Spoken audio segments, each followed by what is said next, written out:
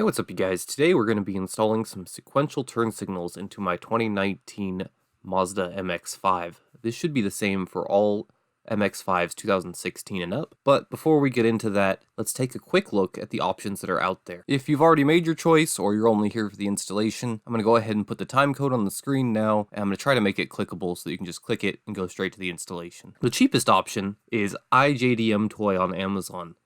They sell two kits. They are also the only ones that sell the red sequential turn signals that I was able to find. Up next is MX5 Things sequential turn signals. Personally, I think these look the best built, and if they weren't sold out, this would be the option I would have taken.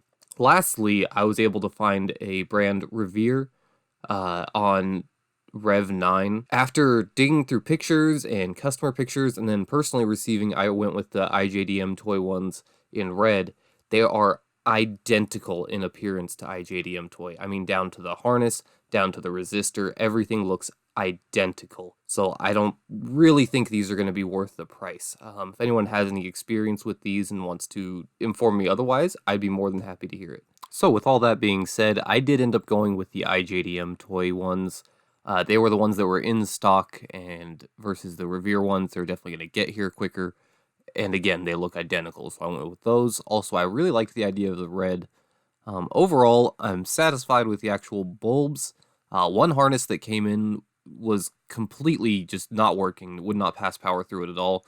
And the resistors that came with it did not fix my hyper flash. But we'll get into that a little bit later in the video. I did reach out to them to have them replace just the bad harness, and they wanted me to replace the entire thing. They wanted me to send it in for a full refund and then buy a new set, which I thought was way too much work, so I ended up just making my own resistor harness with the help of the one from MX5 Things. But again, I'll get into that a little bit later in this video. To start the install, we need to remove the plastic trim from the bumper side of the trunk. This has 4 plastic rivets shown here. And then you will need to remove the plug from the trunk light, and then you can set this trim to the side. With the trim removed, you will be able to see one more plastic rivet to fold back the carpet behind the tail light. With the carpet folded back, you will be able to see a 10mm nut. This will need to be removed to remove the tail light. There is also a Phillips head screw under the deck lid. I will be removing both of these now. The next step is very important. In order to protect the notoriously thin paint on these cars, we want to tape around the headlight with painter's tape. Make sure not to use a tape with too strong of adhesive, and make sure to fully cover the area so that when the taillight pops out, it has no chance of damaging the paint. At this point, you will need to remove this rubber grommet from the taillight harness. You can also undo the plastic clip, which will allow you to remove the taillight completely. Now, with a significant amount of force, pull the taillight towards the rear of the vehicle. Simply twist to remove the plug socket, remove the bulb, and add your sequential turn signal bulb. Now test the bulb and reseat the socket in the housing. Up next, we will be adding the included resistor. This should only be necessary if you've replaced other bulbs with LEDs. Disconnect the factory taillight harness and use the included harness to bridge that connection. Up next, use the included 3M tape to attach the resistor somewhere where it will not interfere with anything plastic or wiring. It will get hot. Now connect the resistor to the included harness. The included harness and resistor did not fix my hyperflash issue. I'll get into this more a little bit later in the video, but when replacing this harness, I found a better place to mount the resistor. I'm going to go ahead and show a picture now. Now we just need to remount the taillight.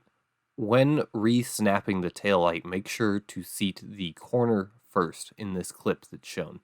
After that, simply push and reattach the Phillips head and 10mm nut. Go ahead and complete reassembly after you've done both sides. Ensure to reattach all plastic rivets and trim pieces. When testing, make sure you test with the turn signals. The hazard lights and lock-unlock will not hyperflash.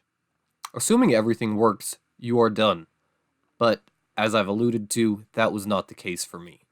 I had hyperflash and one harness that would not work at all. I went ahead and ordered the harnesses from MX5 Things, thinking they might resolve my issue. After putting them in, at least they both worked, but they did not resolve my issue. After further experimentation, I found the correct resistance for me was 4 ohm. After ordering some 4 ohm resistors off of Amazon, I made the custom harnesses that you see here, basically splicing off of the one from MX5 things, and all was said and done, it works perfect now.